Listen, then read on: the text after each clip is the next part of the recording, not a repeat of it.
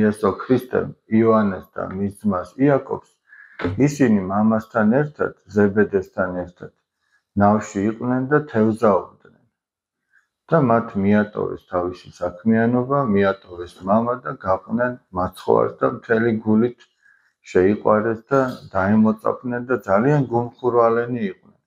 იმიტომაც აი მათ მაცხოვარმა ასე უწოდა ბანერგეს თარგმანებით ნიშნავს ძენი ქუხილისანი.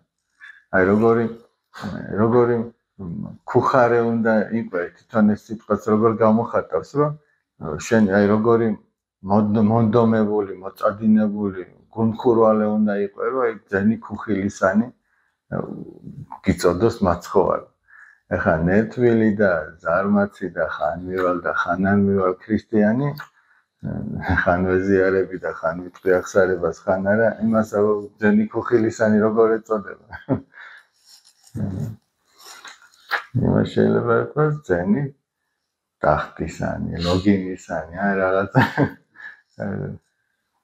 ხომელის გვერდზე თბილად ჯდომისანი, აი რაღაცა ამდაგვარი. მაგრამ ის ვინც სიცივეში, ციცხეშიც, შიერით და მწყურვალიც მივა და მაინც თავის სულზე იზრუნებს, აი ეგეთებს ერქვათ ძენი ქუხილისანი.